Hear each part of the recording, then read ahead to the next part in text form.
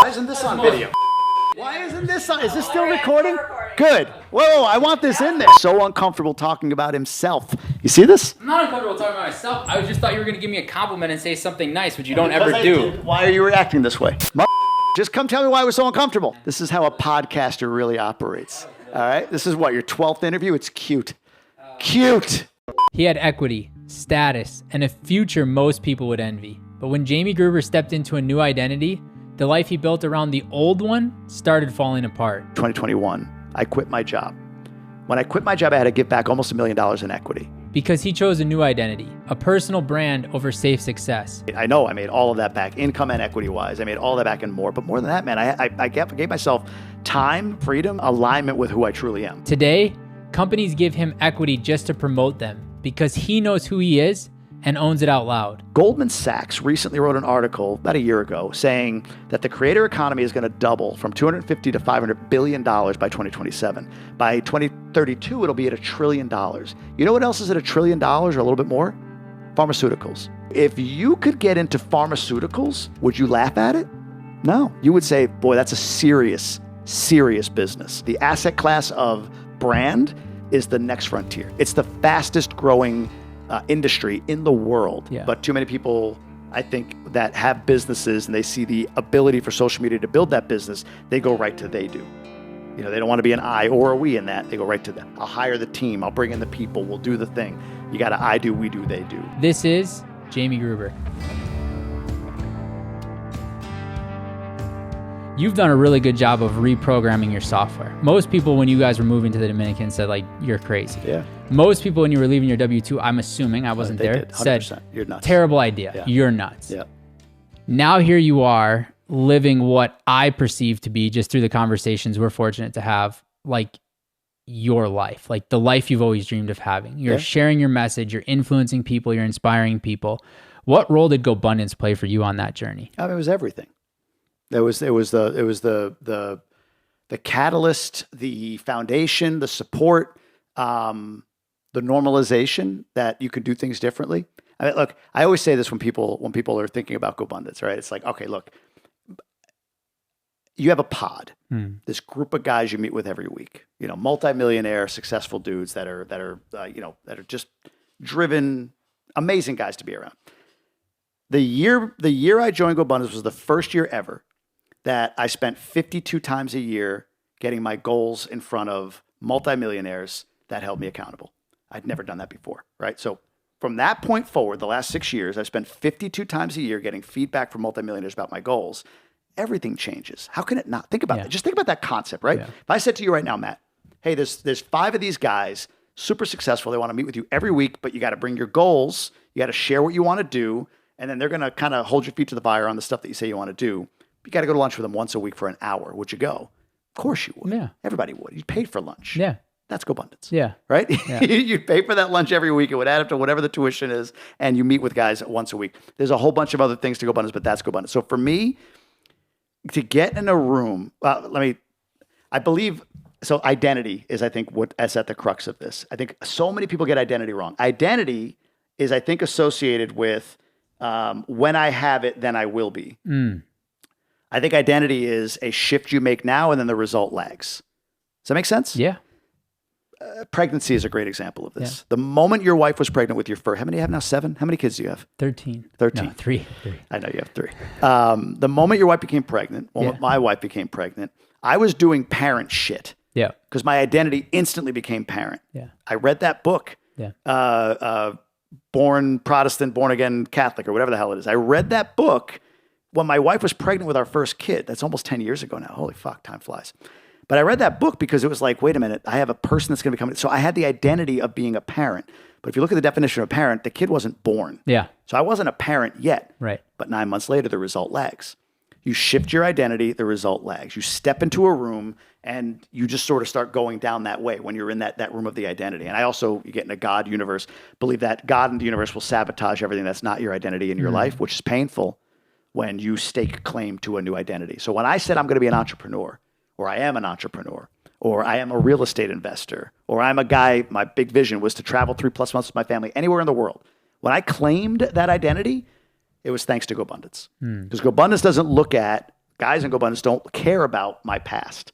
They don't care about where I've been. They care about holding me accountable to where I'm going. Yeah. So when I stake my claim to that identity, and then I've got these guys around me that only know me for the identity I've claimed, not for the actuality of where I am right now, W-2 guy, executive with a company, yada, yada, yada. Like that was everything. Now, all of what I did all of the actions I took were being pushed, supported by whatever, these guys. And the best example of this, I think, is, and this is the thing on accountability. I think when somebody comes into Gobundance or just is talking about getting accountability, I think the belief is, and I believe this, when it's like every week is going to be a bitch slapping, and I need it. Bitch slap me. I need to be like pushed forward. Yeah. Every week's going to be epic. But the reality is, you jump into this group of guys. Every week's a little different. Sometimes it's like, it's really deep and you get this massive push. Other times, maybe you're focused on somebody else for the entirety of the hour and a half you're on a call. But the value that I've gotten is, okay, here are my goals. Let me start taking action toward it. Every week we're talking about it. It's always front of mind. I'm always doing things. And those little things that I'm doing week after week, month after month, even year after year, lead to an inflection point. That is where Gobundance has made the difference for me. January 2021, February 2021, I quit my job. When I quit my job, I had to give back almost $1 million in equity because I had restricted stock units. When I went to my pod with this idea that I was going to quit my job, it was, guys, I know I should. I got to give $1 million. That's just not the right decision for me. I got to find something better, right? I was ready to retract back to old me. Yeah. One of the guys, at least, maybe two of them, said, $1 million, dude, you'll make that in a year. What do you mean? Like, have you seen what you're doing? You'll make that back you'll make that equity back in a year. It's not real anyway. It's not in your pocket. Yeah. It won't be till you're 60. And it's not really yours. They control it. Yeah. Correct. Until it's yours. Right. Correct. Yeah. So you'll make that back in a year, maybe two. So now what are you going to do? I was like, oh, fuck. I guess I'm going to quit. Do you think you made it back in a year? Oh, I made it more than that in a year. I think 6 months. I did, right? Because of partnerships I found within Gobundance. I found the community, right? So yes, I think I made all of that back, income and equity wise. I made all that back and more. But more than that, man, I gave myself time. I gave myself freedom. I gave myself alignment with who I truly am, the lifestyle that I truly want to an extent. I think there's another level I haven't gone to yet, but we can What's holding you back from going to it? I don't know. I don't know. Do you feel that too? You have something in you? Yeah, for sure. I think the thing that the easy answer on this is fear, but I want to make that more. I think the reason I fear going to the next level is because I know the person that's inside, that animal inside, the intensity, the singular focus, the isolation that I'll take from family, friends, the lack of balance that I'll go into, like that's a raving lunatic. The next level, not even the next level, my full potential requires the raving lunatic in me, which is always sitting right here, ready to come out. And I fear what he does to all the other parts of my life. Do you think that's the only way to get there? Yeah. To that level, yeah. I don't think there's, to that level. I think you can incrementally improve. You think you can have a great life without going there. But do you know of a billionaire that's balanced? I don't know many billionaires. I'm just saying, even publicly. I mean, look, I think it's very hard to understand someone's balance when you're looking at them through media. You know, like Richard Branson is somebody that hypothetically looks very balanced, right? He's playing tennis, he's windsurfing, he's doing all these things, but I'm not behind the curtain to know if he's really balanced or not. I mean, he's got multiple assistants or like maybe he's balanced, but is balance even achievable? You're talking about today. Like once you're on the other side of something, you could potentially buy yourself back, whatever. We just had this billionaire talk today at this event down in Austin. And he expressed, my grow time was 18-hour days. He's like, I had a bunk bed in my office. I literally lived in my office building this thing. And he was asked the question, if you could give the advice to your younger self, what would you do differently? And he goes, I don't think there is anything different to do. You know? So then if you are on your deathbed looking back at 46-year-old Jamie Gruber, what advice is nearly dead Jamie telling you to do now? It's not to go to that level. You know, it's you know, like there's levels I haven't gone to that don't require that maniacal psycho to come out. Definitely. And that's more like, I don't know, imposter syndrome, you know, procrastination, you know, fear of short-term loss for long-term gain, you know, fear of getting out of your comfort zone, like basic stuff. Yeah. I don't, like, I'm aware of that fear. Sure. Like, I'm afraid to get out of my comfort zone. I'm afraid of, like, what if somebody judges me? But if I'm being really honest, the thing that scares me most is I know that if I unleash what's in me, I eliminate a lot of people in my life in a bad way, right? Yeah. And I'm just not willing to go there. So old me would tell me now, as I think through it and actually kind of try to feel my way to 85, you know, like 90. Come on, give yourself 90. Yeah, grow, but don't go there. It's not worth it. For some it is. For some it is. For some people, they can't harness that, and that's great. But for me, it's not. Maybe there's a point in life where I do, but not right now. One of the things I think that you said is beautiful is like you create your identity, then the result comes. Yeah. Now, I think a lot of us have the ability to change our identity internally, but we have fear to share it externally. Yeah.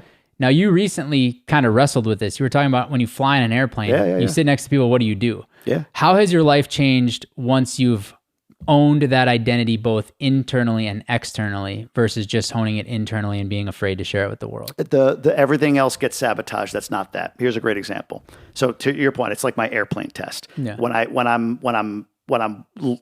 What I say to myself in my bedroom when nobody's around and nobody's going to judge me might be at one point like a podcaster. That's my identity. Yeah. Even though my income, my efforts, my work was all in real estate, but I really love podcasting. The podcasting is not paying me anything, but that's the identity I wanted to claim. I really wanted that.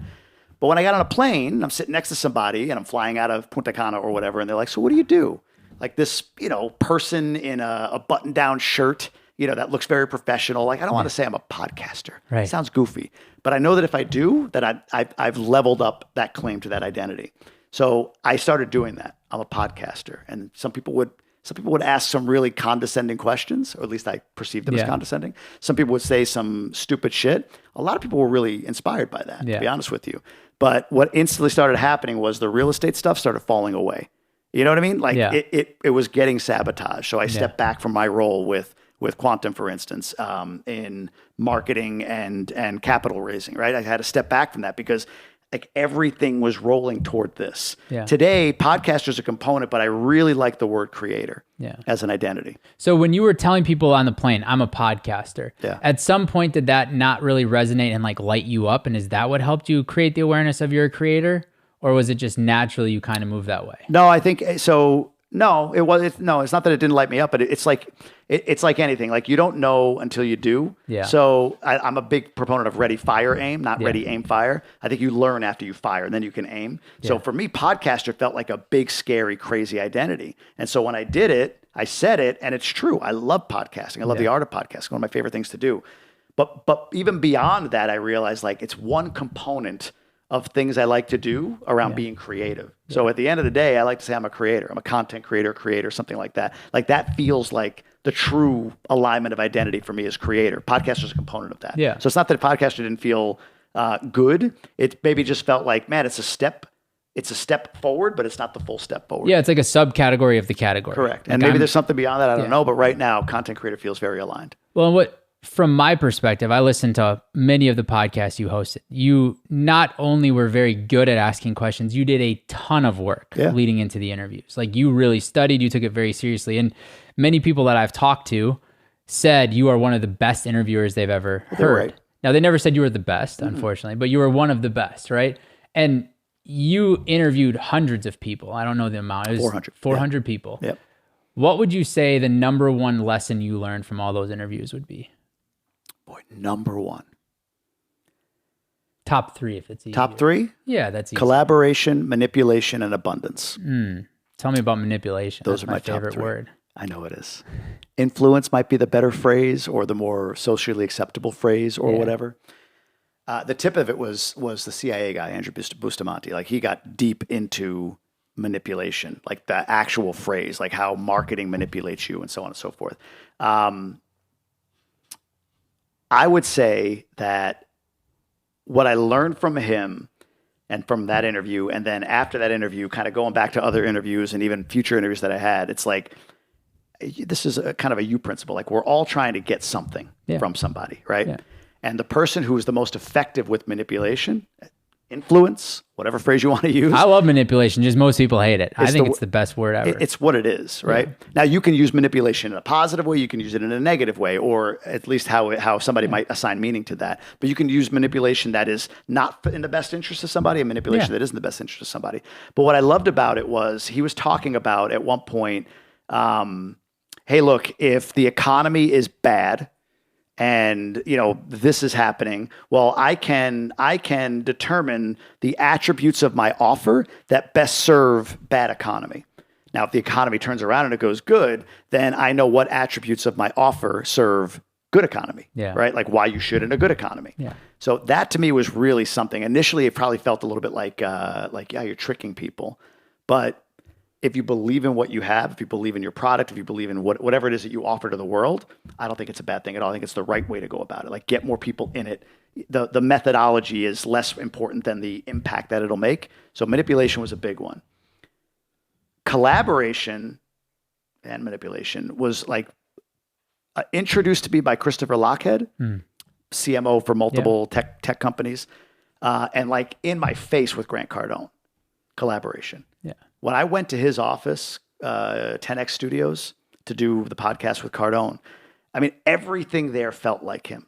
The doorman, the people at the front desk, the bullpen with all the salespeople, right into that office, into that studio. And I asked him a question at one point, based on probably the Christopher Lochhead interview from like 2 years before, and I said, "Hey, when you are confronted with the category king, do you go directly at that category king or do you try to create a new category?" And he said, "Man, in the beginning, it was all about competition." He's like, and I would go right after that category king. He goes, "Now I've learned the power of collaboration." He's like, "So I'd rather carve out a new category and partner than go directly at that category king." So the combination of the idea that we all can own a category, and I'll get into that in a second because there's something really interesting in that, but also that collaboration beats competition from a guy that like him, love him, hate him, whatever, is a true billionaire. And even I probably have 5 billionaires that I've met. All of them are very collaborative. So collaboration was another lesson that I learned in that. And that abundance was the third. But talk to me about the category piece. Yeah. So when Christopher Lochhead, I interviewed him, he was talking about how 74% of all attention and revenue in a specific category goes to the category king. Kleenex owns tissues, whatever. When you carve out a new category, 26% then are fighting everybody else is then fighting for 26% of that category, right? Right.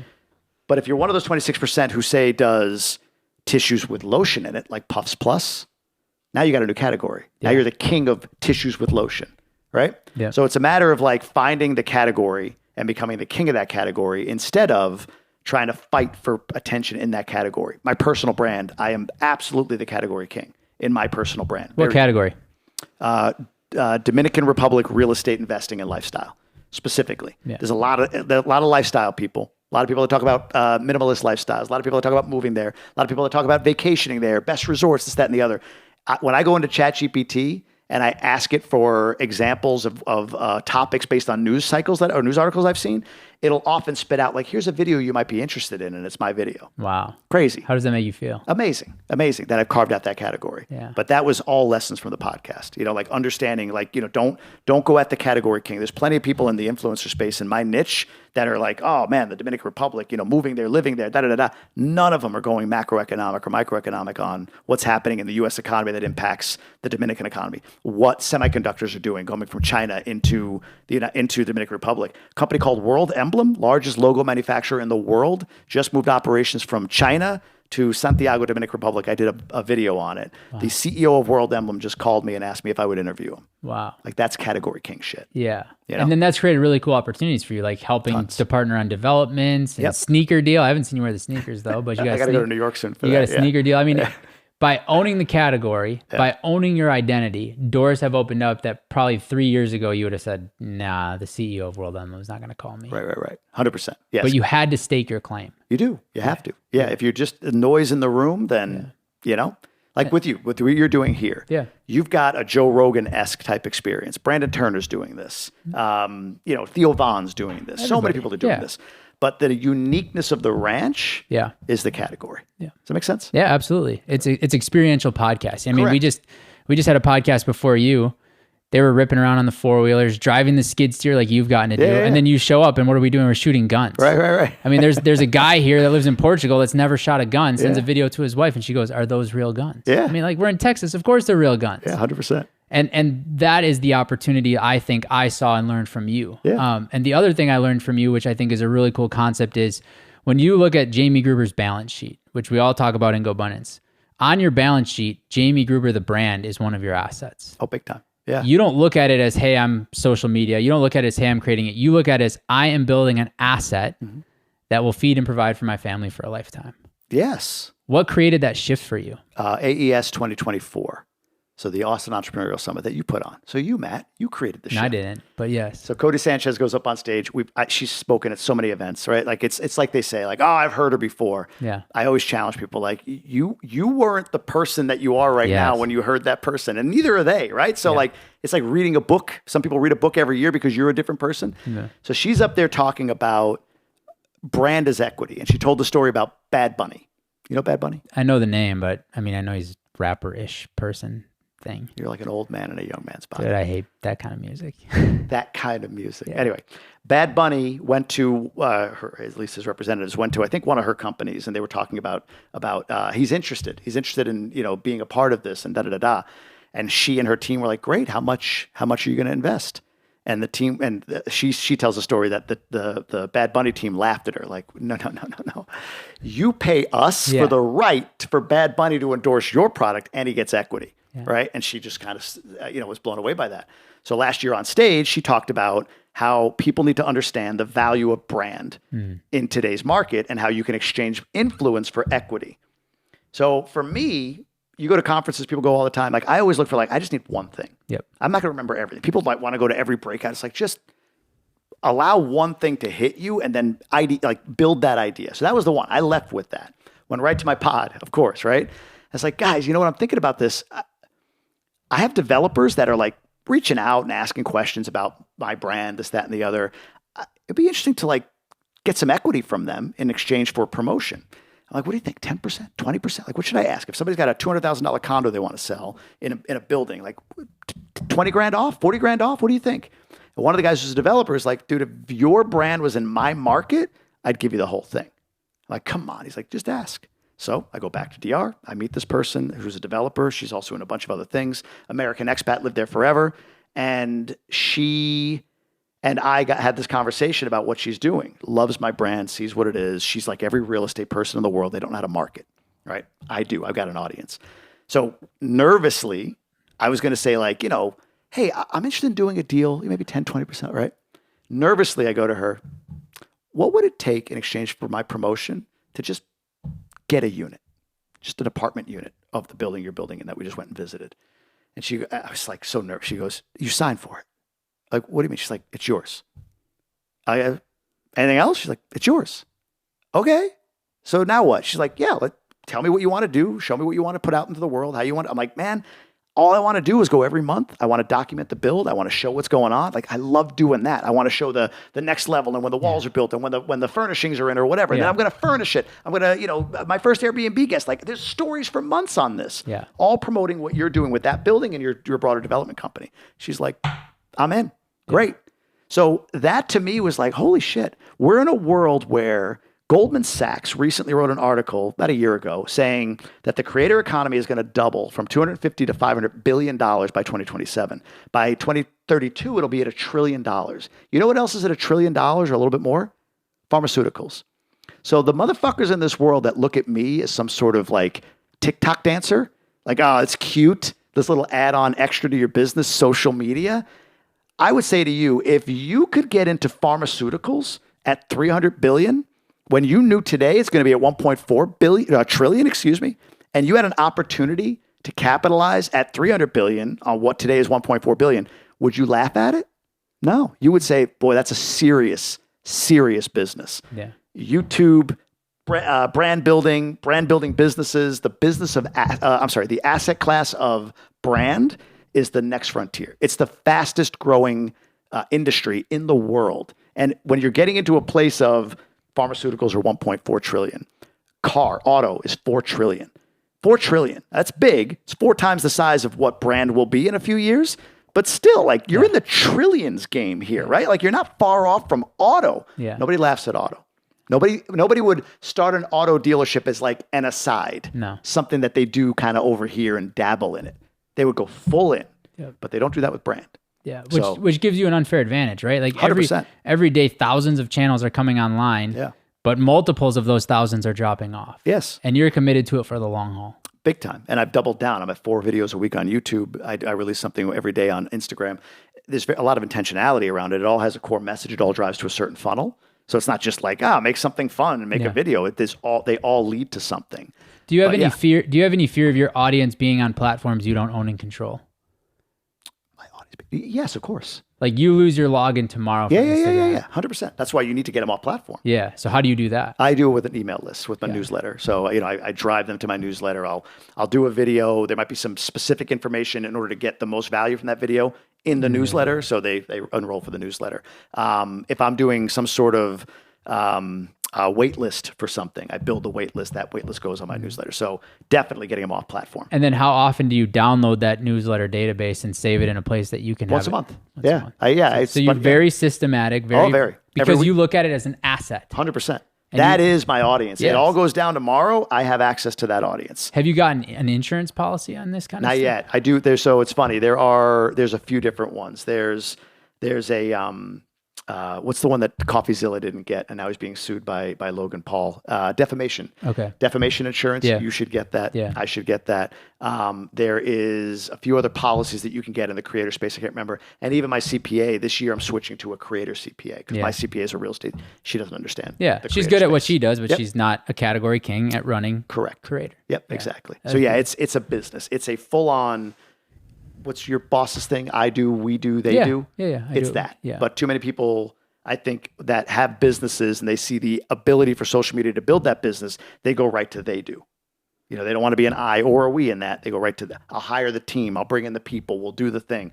You got to I do, we do, they do. I think that with some exceptions, you can, like you have, you have somebody, that producer. I have an editor. I've never edited my own stuff. Yeah. But generally speaking, you got to be in it. You got to know what your stats are, what's working, what's not. When does it fall off? When does it not? What's the right hook? Study the craft, Yeah. So have you always been a studier? Because you really study the craft. Yeah, curious. I've always been curious. I've always wanted it. I see it in my kids now. It's especially my older one. He just goes down these rabbit holes. So curiosity has always been a trait. And then the other thing I want to touch on real quick is the economy. You kind of alluded to this earlier about like things only have the meaning we give them. And then you talked a little bit about how in a bad economy, I can shift my offering to take advantage of it. In a good economy, I can shift my offering. There's a lot of people that are fearful right now of what's going on. Uncertainty, the tariffs, Trump's, Bitcoin, who knows what's like. The U.S. currency is going to fall off. What's going to happen? Interest rates, they're never going to lower them. They're going to increase them. What's your perspective on the economy, being somebody that no longer lives in the United States full time and is able to sort of see the forest through the trees rather than just see trees? It's hilarious to me to watch economy and politically, to be outside and looking back in. Yeah. It's hilarious to watch. If you look at the economy, what people are looking at with the economy is an extreme zoomed in, like 1 to 2 week prospectus on it, right? It's bouncing around like this. Zoom out to a year.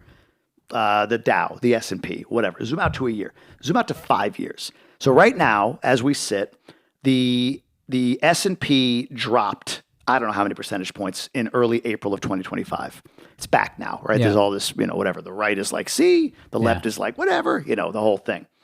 But everyone's freaking out. Trillions lost in 401ks. And like my pod said, like $1 million you're giving back is not yours. Yeah. You're not using it. You don't need it. Yeah. But let's say there are people out there that do. They're going to retire, right? I'm going to assume that those people right now have been in the market for 30 years. Well, if you go back 30 years, do you know how much the S&P has grown from 30 years ago? Do you have any sense? Hundreds of percents. It's 20 times. Yeah. Whatever that is. 20x. I don't know what the percentage is on that. 2,000 maybe? 2,000? Maybe something like that. Percent, right? 20,000? Whatever. Yeah, whatever. 20x. It was $2,000. Yeah. It's 40,000. If you're sitting at and having invested at 2, 3, 4, 5, 8, 10,000, and you're at 36,000, which is a massive drop, or 44,000, which is a massive hike. Yeah. Does it really matter? You know, like, yeah, it'd be better if it's at 42, 43, 44 to cash out than at 36. But if you're in it long term, who gives a fuck? Yeah. So looking back in from another country where politics are discussed, but they're not personal, people just have a discussion and then they actually have a drink. It's no big deal. Like, whatever. Yeah. Looking in from that perspective, because it's all driven by politics, the U.S. economy, all of the noise around it is crazy. I think the U.S. economy, I mean, this is just my take. I think it's stronger than people realize. I think it's about to go stratospheric. I think that the hand-wringing and the fear-mongering and the maybe I should need to hold on to my cash and all that shit makes no sense. I mean, you have to have a baseline, have some savings, have some small bills in case the world ends, like in Portugal and Spain when they were out of power for 24 hours mysteriously, right? Like, sure, prep a little bit, but then live. Yeah. This economy is going to come back. Like, I don't know. I just think that this idea that, you know what, it's hard right now because of the economy to sell something. It's hard to, that's all bluster. That's all an excuse. Because for whoever it's hard for, there's somebody that it's easy for. So just pivot your message to that person. So how are you doing that for yourself? How are you pivoting your message? How are you staying safe? What moves are you making in your personal life? I'm all in on my brand, to be honest with you, because the brand, again, if you think about it, what my whole theory is or what I'm doing is saying, I don't need money to own, right? I need influence to own. Yeah. I don't know of an influence recession. Has there ever been one? Not yet, but I mean, influence is relatively newish, like in the influencer space. I mean, influence has always been around, Michael Jordan, Sure. Jordans, but really, I think it's come on in a bigger way. Will we see a recession? Recession's not the right word for it. You could see corrections. You could see algorithmic shifts on correct. platforms. You could see a lot of different things that happen. But influence in general, I mean, were there not radio advertisements in the Great Depression? I wasn't here. You know what I'm saying? Though? Yeah. No, I Were there agree not with you. TV advertisements through the Vietnam War? Were Yeah. there not TV advertisements and online ads during the 2008 recession? Was there not more? There's probably more. Right? Money spent on entertainment during the pandemic? Well, because people use that fear and the eyeballs glued to the fear as a way to say, okay, we've got eyeballs. Now let's go utilize those eyeballs to drive them where we want. That's one. Or you can entertain through that. entertainment, But yeah. absolutely. Yeah. But if you're exerting influence, I don't know that you can really go wrong. Now, you can do it in the wrong way. You can, talk about the wrong topic. You can go after the wrong audience or not have any clarity on what your audience is. There's a lot of little things you can do within that. But no, I for me, it's continuing to build influence. I just see, there's infinite possibility economically, financially, when I think you're all in on influence. And you gratefully handed over the reins of the podcast and said, hey, good luck, go for it, and helped, and we're very, very supportive. What do you miss most about the podcast? This interview. The new show is more me. It's more, I call it my way. So it's more like me talking about topics that are of interest to me, occasional interviews. But I travel around. I remember going to Florida, stop in Miami to meet Grant Cardone and then drive over to Naples and interview Tito Ortiz. Like, that's fun shit, man. And like understanding them more than they understand themselves before you get there. For them to go like, I remember Grant Cardone says to me, dude, you've done your fucking homework. Like, he said that 4 different times in the interview. We edited that out, but he said it. And then Tito Ortiz, when I asked him a question going, dude, you've been researching me. Like, in a scary way, it's Tito Ortiz. When he's looking at you like, you've been researching me. I'm like, dude, a small guy. Let me, huge. Jesse Itzler, Tom Bilyeu, all these guys, to like spend time on stage or in person with them. I love doing that. So I miss this. I miss this aspect of it. Who was your favorite to interview? Sean Casey. I think I've told you about him before. Yeah, you got a little man crush on him. Love Sean Casey, man. That guy, former MLB All-Star 3 times. He was a ton of fun to interview. Dr. Sherry Buffington, who wrote the book Law of Abundance. Fascinating interview. And then actually the next week I interviewed a lady named Sarah McCrum. She wrote a book, Love Money, Money Loves You. That's been just transformational for me. Wow. Incredibly transformational. And that interview was really, really interesting, and even something that came up that's sort of become real recently in life, which is interesting. They jump out. Which one disappointed you the most? That you were looking most forward to, and it was just the stalest. Early on, Gay Hendricks, who wrote The Big Leap. Yep. So I remember I released the interview and was almost not going to. And he wasn't a dick or anything. It was just, he was all over the place. Like I was so prepared and I had these questions. Then he kind of filibustered and went on tangents and went left, right, up, down, all of that. And I'm like, I don't know what the fuck just happened, but I released it anyway. So he was a tough one. Bill Yu was less than I expected it to be because similarly, he's like big brain guy. He goes all over the place and they're like trying to rein him in. Plus there's a countdown timer on stage and I want to get to audience questions. So that was a hard one because of where his brain goes. So I didn't love that interview. Yeah. Those jump out. You have one? It looks like you have one. I mean, Tim Grover was probably, I thought, less than what it could have been. True. I mean, there's a lot of really cool experiences and stories that he has from his time with people like Jordan and Kobe and those kinds of things. And the story I'm telling myself is there was a lot of ego involved in the interview and he didn't really want to go to them because it took the spotlight off of him. Nah, that was me. That was on me. And I'll tell you why that was on me. And part of the reason I stepped back from the podcast was I was finding myself needing to, and I don't know if it was again, a story I was telling myself. I was finding myself needing to serve the brand of Gobundance and therefore take the interview and sort of morph it into entrepreneurial lessons. Yeah, I see. More than what I really love, which is just conversation. Yeah. And I think what I saw was the podcast grew fast. And it grew with like some member interviews, and then I doubled down and I would do member and then non-member. And then I got into just this conversations, like just regular conversations, things I'm curious about. And it really grew. But at a certain point, it felt like when somebody would say to me, I listened to the podcast to get information about Gobundance, and they were like unclear about the relationship, I felt the need to serve the brand. So like with Tim Grover, if I were just to talk to him again, I wouldn't talk one thing about business with him. Yeah. It would just be basketball stories. That's it. Yeah. I started with a few, but then I kind of went into like, let me serve this audience, entrepreneur stories, yada, yada, yada. Yeah. So that to me was on me, not on him. Yeah. But that was one of the reasons I had to step away from it was like, I'm starting to like manufacture the interview versus being natural in it. So. Yeah. Tom Bilyeu was another fascinating one. I mean, just actually a very introverted human. Yeah. I remember when he came down from his room to speak, he was listening to a book on tape. And as soon as he was done, he put his headphones back on and walked listening to a book on tape, which I like applaud. I think that's fascinating. Yeah. But it seemed he lives in the clouds and you were trying to like bring him down and get like tactical stuff. But that was just hard. I'll take the blame for me because I agree with you on Grover that like I steered him in a different path.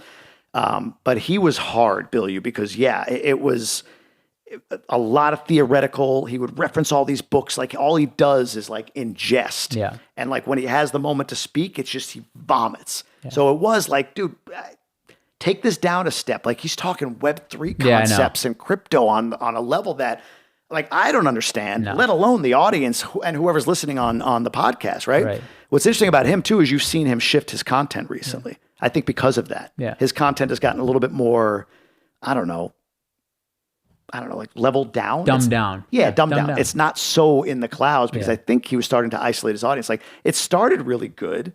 And then, it went to a place where he got really deep into these weeds of tech and Web3 and crypto and NFTs and yada, yada, yada. And he's reined that in quite a bit recently. So yeah, that was a tough interview. Yeah, I thought Jesse Itzler was awesome. Jesse's easy.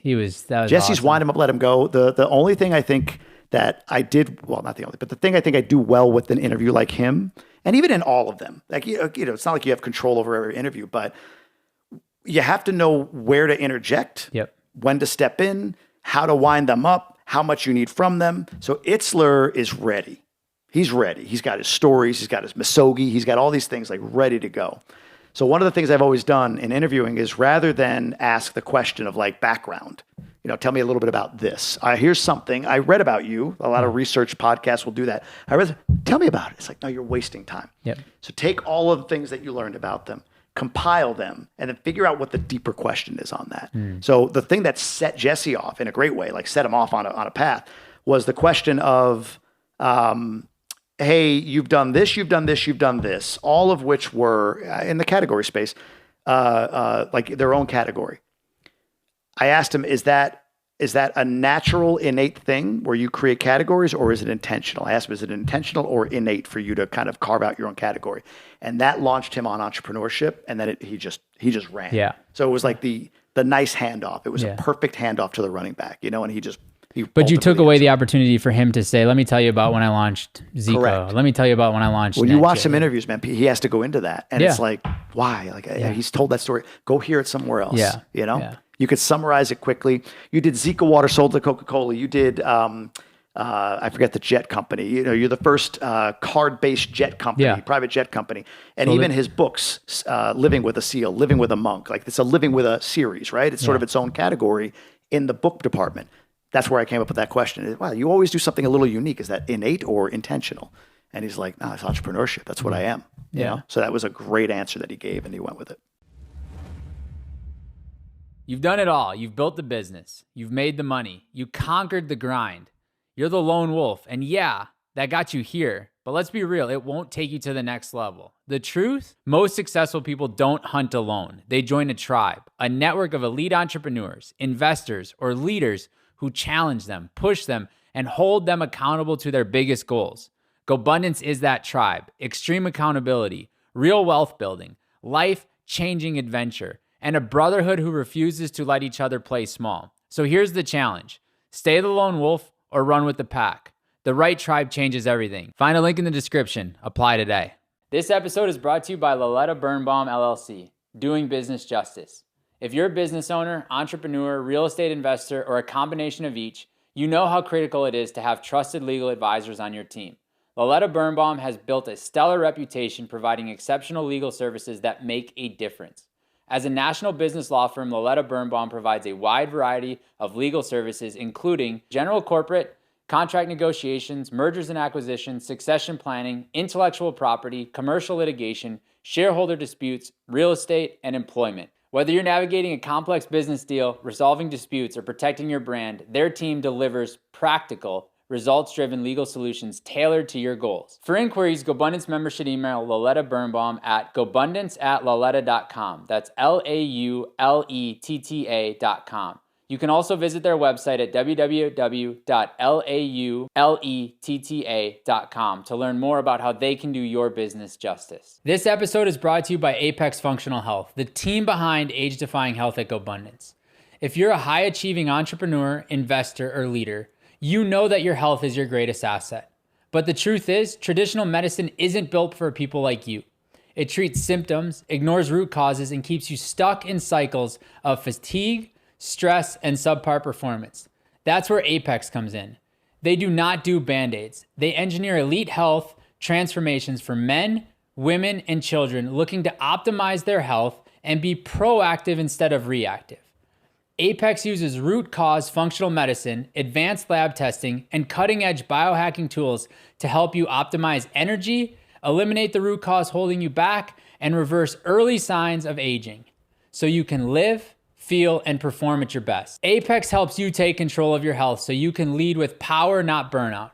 Visit apexfunctionalhealth.com to schedule your free strategy call and see what's possible when your body finally works for you, not against you. What's slowing your business down? Is it endless emails, scheduling headaches, repetitive tasks that steal your time? MyOutDesk has your solution. Their experienced global virtual assistants handle the busy work so you can focus on strategy, growth, and whatever matters to you most. From administrative support to marketing and customer service, they've got you covered at a fraction of the cost of hiring in-house. Scale smarter, save bigger, get the support you need today at MyOutDesk. Everybody that's listening to this can go back and access all those interviews. And there's a ton of gold. Under the Matt King show now. There's a ton of gold. Because again, I, like you, didn't want to be stuck having conversations that only serve, Gobundance. Like, look, I love the Gobundance community. It's absolutely changed my life. Some of my closest friends are in that community. Some of the hardest advice and feedback and criticism I've received is from that community. And it's like near and dear to my heart. I feel as though I've been raised by it. Yeah.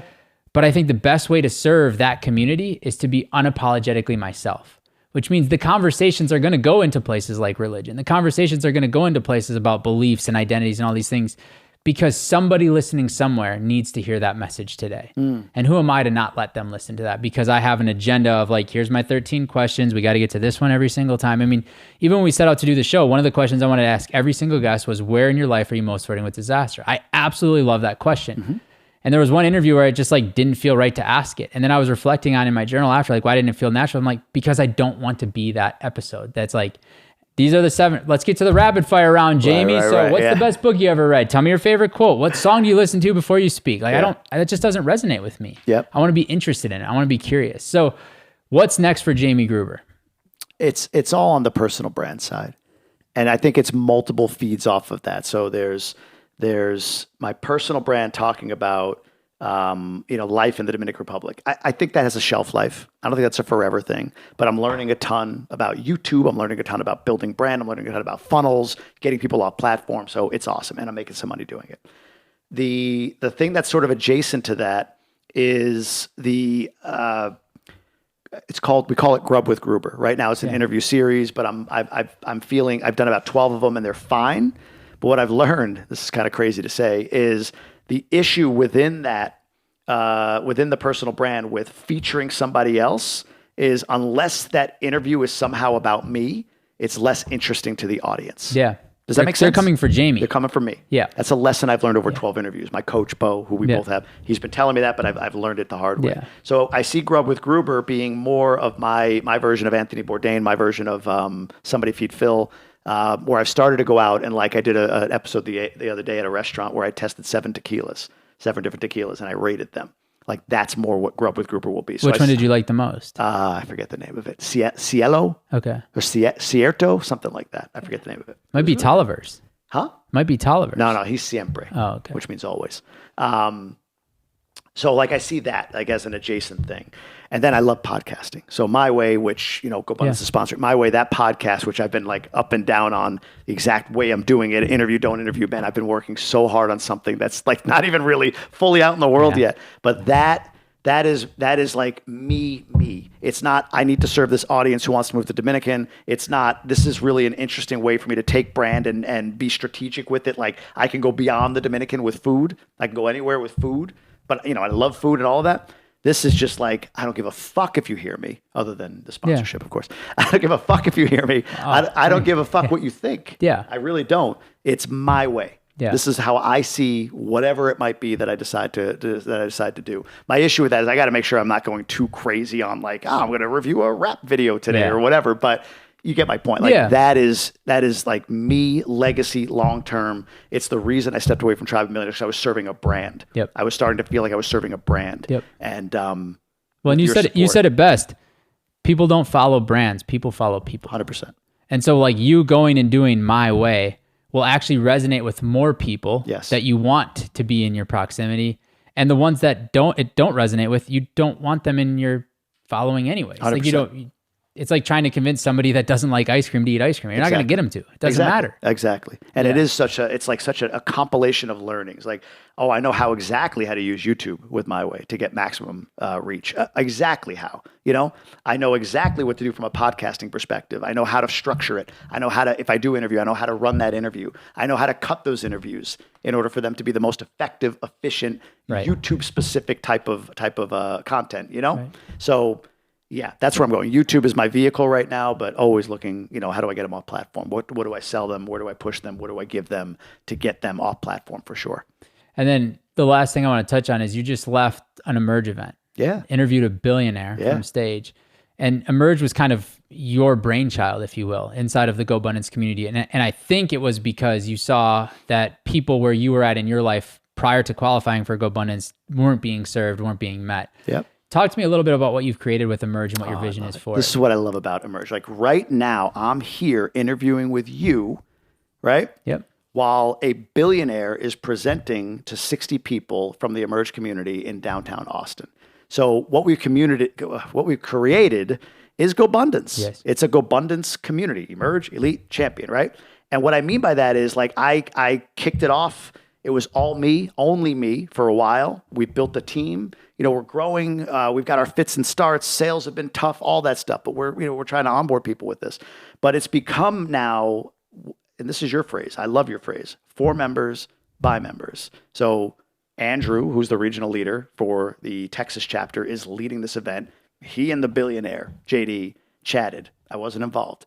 Kyle, who's our community leader, member ambassador, he gave a talk at the beginning of it to make sure everybody's clear on it. And he's running things day to day in that regard. I've got the marketing guy. I've got the operations guy. I've got all these people in the background running it. So I get to show up and do what I love, which is my identity, what is my identity? Creating. That's what I do. Yeah. I do my monthly town hall. I create content for people. I leverage connections to bring them in and serve the community. Different content series that we have every week. I handle the onboarding because I get to meet and interact with these people and influence them as new members of Emerge. So where it's going is just, hopefully to the moon. We're kind of tagged on with you guys with Gobundance Elite Champion, of course, to kind of grow. But I love what it's becoming. It's not about me. We have a regional chapter leader, like that leads the regional chapters, right? Like a member that's leading all the regional chapters. And then we have a member leading each regional chapter. Yeah. Amazing. Yeah. So it's I love amazing, that. Man. Yeah. I love, so many people, and I'll just speak for myself, but I'm sure it's true for you too. On my journey, so many people reached down and helped me up. They pulled me up. And I feel like for a while, Gobundance wasn't necessarily filling or serving that need, right? It was kind of like, hey, if you qualify, great. If you don't qualify, here's some other possible opportunities, but we're not really attached to any of those. Yep. And so what's really cool from my perspective, leading Gobundance and leading this community, is you raised your hand and said, we need to reach our hand down. Yeah. And not in like a derogatory, not like a negative way, but like, hey, people helped us on the journey. We need to help others on the journey. And so we have members in Elite and Champion that are coming back to do millionaire case studies with the Emerge people. We have members in our community that are hiring the Emerge people, partnering in business with the Emerge people.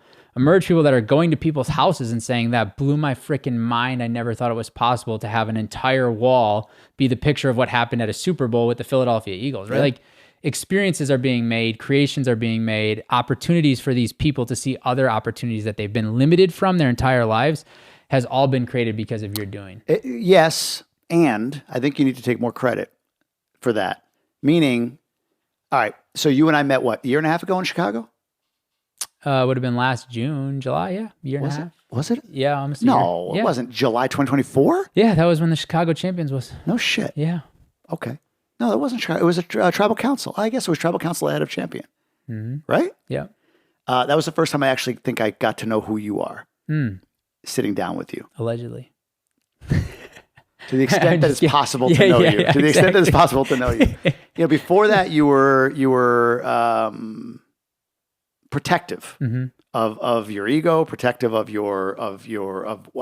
look, you're in a position. You have been in a position where you sit at the right hand, going back to the Jesus God thing, of God of Gobundance, right? Of David Osborne, $250 million guy. Everybody is such a dynamic New York Times best-selling author. So you're the guy that to get to him, people have to go to. So naturally, everybody has their hand out. Naturally. Then you take over Gobundance, and even more hands are out, right? So the interactions with you as you took over, for me, were, hey, look, Emerge is being kind of kicked to the side. It's been kicked to the side. And it was kind of beating my head against the wall a little bit in the beginning in our conversations, because again, you're looking at it like hands out, his hands out, something's going on here. What the fuck? What's his agenda? What's the agenda? What's the agenda? When you and I sat in Chicago and, I'm not getting into the details of it, but just had a real raw, honest, down to earth, conversation. And I got to know, and probably for you as well, like the boy behind the man, the damaged boy behind the man for both of us. That opened up a lot as far as, I think, trust. And man, I hopefully I haven't violated it too much, but that's been something I've really, really made sure that I've held on to, is like, no matter what it is, I don't want to get to a place where I give you any excuse to go back to the place where you don't trust, because I don't think you have anybody in your life to trust. Maybe your wife. I trust people to be themselves. Okay, but who do you trust with your best interest? Definitely my wife. You sure? My kids, maybe. No, you can't. They're not. Don't put that on them. But honestly, dude, my kids, I'm pretty connected with my kids. A lot of people see my life and they go like, oh, I'm like you. I give my kids a lot of like what's going on. And I trust that they're going to give me their best perspective on it. But more than that, I trust that regardless of what happens, they're going to love me. And to me, like, that's the ultimate trust. Gotcha. Like trust to me is like, I got your back no matter what happens. That's my kids. Correct. Okay. Your wife, who else? That's probably it. Right? I mean, I'm not in that category either. You don't have that kind of trust in anyone other than your wife. I think you need more people than your wife to have that trust in. Again, it's okay to understand, like you said, I trust somebody to be themselves. It's okay to understand that there's always an agenda. So when you and I talk, I always talk about that. Like, look, here's my agenda. Yeah. This is clearly the benefit to me. That's what, yep. Right? This is where I see the benefit to me. Yeah. And that's not to trick you or whatever. That's to make sure that I'm maintaining trust. Yeah. But from that conversation forward, my whole thing has been, man, look, I think what we're doing in Emerge has been considered like other than Gobundance, and then there's Emerge. But I need it to be part of it. I think that's the best way for this entire community to thrive, right? Yeah. And you've been extremely accepting, even despite recent stuff that out of both of our control, right? Yeah. Fuck. Yeah. But you've been extremely accepting, extremely welcoming, and I don't know if I tell you that enough, but I really appreciate that. Yeah. So yes, you're right. I'm all in on it. We're throwing the rope down, but that rope doesn't get down if you don't allow for the whole of Gobundance to be a part of that. But look, man, I've really grown to appreciate who you are. I've really grown to understand how you operate, what drives you. And more than anything, I've learned a ton from you. And so like being able to be in business with you, being able to partner on things with you, collaborate on things with you, minus the voice texts, I absolutely love interacting. What is your issue with voice texts? Here's my problem with voice text. If you want to talk, call me. Yeah. If you want to text me. Don't call me in a medium that I have to listen to something that I should be able to read. Never move to Latin America. Drives me fucking Never insane. Move to Latin America. That's all we do. I literally will respond to people and say, I don't listen to these. All right. Like, because if I'm on a Zoom call, right? Yeah. And you text me. Now, I shouldn't admit this, but I can answer your text while on a Zoom call. Sure. You send me a voice memo on a text call while I'm on a Zoom call. You've now just given me somewhere between 30 and 60 seconds of my life that I now have to go take to listen into that away from something else I could be doing. Can I play devil's advocate? Yeah, of course.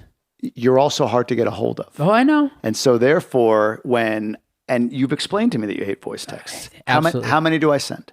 You just sent one. That's the only reason I brought it up. I know. My point is, if I'm sending you a voice text, knowing that you hate voice texts, and you're acknowledging that you're hard to get a hold of. I am too. Brandon is coming today. Fucking guy. Like our texts are months apart. Yep. He texts, I respond 2 months later, and vice versa. But if those variables are in place, then it must mean that the voice text was highly intentional and highly important. No, I agree. Did you listen to it? I did listen to it. All right. I actually listened to yours, but I didn't reply to it, but I listened to it. But that is the good use of voice text. My pet peeve with voice text is it's most people that are having a conversation with you, like, oh, sorry, the dog's barking, there's all this filler bullshit. Dude, never moved to the Dominican and it literally should be a 30-second text of like, hey, what do you want for dinner? And instead it's 97 seconds long of, hey, what do you want? Oh, sorry, I forgot this. Hey, let me ask you a question. What do you have for lunch? And then next thing you know, it's like, we're not having a conversation. All right, all good. The other question I had for you is why did you just introduce that? Where were we going that you were uncomfortable? We were talking about you. We're talking about learning from one another. We're talking about collaborating a partnership. And then you felt the need to insert the joke on voice text. So where were you uncomfortable? I don't remember where I was going. I was just giving you shit because I know I told you I didn't listen to it. But I actually know, but you brought it up randomly, which to me means you were avoiding a feeling or an emotion or something. No, I was just trying to like remind you of that. I told you I didn't listen to it. Like one of the things I really enjoy is, and it goes back to the word you learned from podcasting, manipulation. Yeah. I think manipulation is the secret sauce to everything. Yeah. And when I tell people that, like, I got super sideways with some of my friends when we had just gotten out of college. Like we were living in Austin, they were up in Wisconsin, and they all booked a trip to go to Napa or Sonoma. I don't know the difference, but we were going to like wine country. Next to each other. And they had all had the plan, and then all of a sudden, like last minute, we got invited. And so we're like, yeah, sure, we'll go, whatever. And so we go up there and we're all drinking wine. And I started talking about manipulation. One of my friends like got super aggressive with me, and he's like, that's disgusting. I'm like, look, friends are manipulating friends. And he's like, no, we're just friends. I'm like, that's bullshit. Because I said, you guys had this trip planned. Somebody must have backed out because you invited us very last minute. I'm like, so you manipulated me to fill that room to avoid the cost. But yeah, you like me. That's fine. Whatever. We'll have fun. But you manipulated me to come there. And I manipulated you to say, I would never book this trip myself. I'm going to come there and go to Sonoma. I'm like, that is manipulation. And that's okay. It's a good thing. And he got like, dude, didn't talk to me for almost a year. He got so sideways over that. He couldn't. What brought you back together? Just time. Wow. I think Why is that? How does that serve you? serve me what? The thought that you just had to look at everything through the lens of manipulation. Because I just understand that the perspective is the reality. But does that create just cynicism? Do you live a life of cynicism? No, like I think you can manipulate for good all the time. You can, but you're saying that you're patently aware at all times of what's happening from a manipulation standpoint. Yeah. Right. You're manipulating or being manipulated at all times. Yeah. And you're seeing it like numbers in the matrix. Yeah. So does that lead to you being cynical? Possibly. So does that lead to you not being able to have trustworthy relationships? I think there's more that leads to not having trustworthy relationships. Like what? Than that. Like past experiences and the labels I've given the past experiences. Such as? Losing one of my best friends when we were 23. What does that have to do with? Because I tied getting close to people, being super open and trusting of them to losing them. So now I'm afraid if I let somebody in, I'm going to lose them. How do they die? Pulmonary embolism from a torn ACL.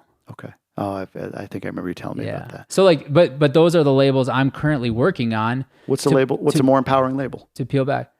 Honestly, unfortunately, his death was one of the greatest gifts that ever happened to me because it showed me that we were only here for a very small amount of time. Yeah. We were living in this small town in Wisconsin. Everybody was having fun. We all hung out. We played soccer together in high school. We played soccer together in college. We played pickup soccer. Like that was all I knew was the world. I never knew anything more than that. And then when we lost Craig, I thought, holy shit, what if I go tomorrow? Like, what regrets am I going to die with? To your point, like, you don't have any regrets, but like, what am I going to wish I would have done? And I was like, I'm going to start living my life rather than I wish I would have bought a zebra of like, shit, I didn't know that zebras do this. Next time I'll do a little bit more research. And so for me, shifting that perspective has really been powerful, but I'm working now to undo the label or the meaning that we talked about earlier that I gave that death to justify it in my life at that moment. Why? Why am I? Because I think it's holding me back. How? Because I'm not getting open with people. I'm not letting people into my life because good. I have a fear Yeah. that if I let them in, they're going to leave. They're going to leave. They're going to be gone. The counter to that in my mind, and tell me if we got a wrap, by the way. Are we good? All right. The counter to that in my mind is, have you ever considered what his life would have been like, short as it was, if he didn't have you? Absolutely. What do you come up with? I mean, he would have been just fine, quote unquote, but our lives were better because each other were in it, which I think is beautiful, which I think is great. But again, the pain that I felt as a 23-year-old kid, didn't know who to go to, didn't know who to talk to, didn't know what these feelings I was feeling, were. Oh, then that's another organized religion thing that was really interesting to me. We went to his funeral and I will never forget the pastor's like, whatever you think of why Craig died, whether it's that God needed another soccer player, you're wrong. Like, this was just his time. I'm like, okay, well, I'm 23. If I need to sleep at night and say, God needed another soccer player, so Craig died, like, just let me be with me. Like, just leave me alone. Yeah. But nonetheless, like, from my perspective, our lives were so much better because of each other. And all of our friends' lives were so much better because of his. And his life was so much better because of all of our friends. It was amazing. But in that moment, I felt so much pain that I didn't know how to communicate with anybody or talk to with anybody. And so my defense mechanism was, I'm just going to go internal and I'm not going to talk to people. What's your relationship with him? With Craig. Yeah. What was it? What is it? I still think about him often, still talk to him randomly. Yeah. One of the cool things is I have his picture from the funeral on my visor, like the flip down thing. Yep. And so my kids know him. They can tell you the whole story about how he passed away. But we don't openly talk about losing him. My friends and I will talk about like the memories we had with him and stuff. But a lot of times, like every time before I speak, I think about like, man, like Craig would just walk on that stage with confidence, walk on the stage with confidence. Like, what would Craig say? Like, what would he do? So he was like very much like a role model. He was a couple years older than me. And so we always kind of looked up to him. And so it's still kind of like when I need that sort of inspiration or that motivation, it's just a conversation we have. What is his relationship with you right now? God, if you don't want to think like the guy, like I feel his hand on a lot of the things I'm doing. As in, like what? Like, I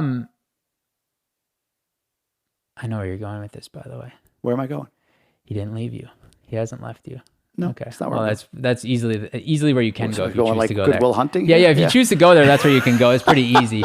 But like, no, I just feel like fault. I feel like not a safety blanket, but I feel like I got you at times. Like when I need that, I got you. I can feel that, and through the conversations or my mental journaling, all that stuff, I can feel like it's him. What's the value to you for him today? What is the value to him for me today? Let me try that again. What is the value?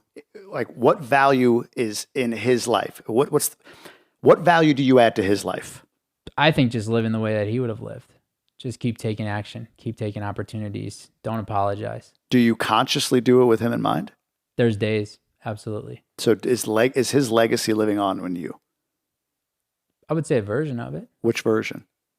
I mean, I probably could harness it more authentically, more frequently. What do you mean authentically? That's interesting. Well, look, I mean, one of the things we talk about is when we're achieving our level of success growing up, we think the way to accumulate success is say yes. Yeah. More things, right? Yeah, sure. And then we get all these things and we can't say yes to possibly everything. And right now I'm in a season of my life where my theme for the year is just say no. Because I need to say no to more things. Sure. The current version of me is like, hey, no, Jamie, I can't do that because I have a doctor's appointment. The answer is no, and just be done with it. Sure. And so like, that's how I could do it more authentically. But I'm working on that skill. Like we talked about earlier with Bo and with Eddie, like some of these things are muscles that develop over time. And you have to, I've been working really hard to remove judgment from myself and from others and just working through things with like compassion and grace and like, yeah, I'm not that good at saying no right now. So I've built barriers around my life where literally I don't have my phone so that when somebody needs to say no as me, it's not me. Yeah. Who survived him? Both of his parents. They still alive? Yeah, both of his parents are still alive. His younger brother, who's still a year older than me, was my best man at my wedding. Have you talked to them? Yeah. I talk to him all the time. What's the conversation like? I mean, we talk about Craig. His younger brother is still older than me. He was my best man. We talk all the time about, sometimes it's about Craig. Sometimes it's like, hey, Craig would have loved this or would have been this, or hey, I was thinking about Craig. Sometimes it's like, who you betting on for golf? I mean, we play golf together. He lives in Wisconsin. We talk about kids. Everything under the sun. When I quit my job, it wasn't anybody that close to me, but a guy I knew named Paul that died. Yeah, I remember that. 49 years old, 48 years old, whatever he was, of a heart attack. And we were very similar type of people. We faced similar challenges with the types of bosses that we had as a result of that. So we found a lot of solace in conversations that we had professionally, and then that morphs into personally. So when he died, it was really jarring. Not because I was best friends with him, or I don't even know who his wife was. I mean, I knew he was married and he had kids, but didn't know anything other than that about him. Right. But it jarred me, and that was the decision point where I said, I'm out. I got to quit. Like who knows how long we have. I got to live my life now. Not long ago, I had it in my head because so much of what I have done has been with him in mind. I've talked about him on stages. I just today mentioned him. He came up in conversation today. And a lot of if I look at my life today and were to route it back to a single point, this is post Gobundance, because I talk about Gobundance journey, but like quitting the job, and moving abroad, it came back to that moment when I learned that Paul died. So I had this thought that I want to talk to his wife. And the reason I wanted to talk to his wife was to say to her and make sure she understood that in whatever small way, your husband's gone. It's been a few years, obviously. Your two boys are growing up without a dad. She has no idea, I don't know her, that not only do I speak of him, not only does he inspire me and motivate me on many things in life, but when I finally did get her on the phone, which was like I had to find a way to get her, and it was I was like, she's not going to answer. Of course, picks right up, right? God, let's go with that. Yeah. She picks right up, and I tell her, and I broke down in tears, not expecting that. That would be just a regular casual conversation. But I said, I just need you to know that, I don't mean this to come off the wrong way, he's gone, but he lives on in everything that I do. So every step I take, everything that I do, Paul is living in that. Yeah. He's here for that. Yeah.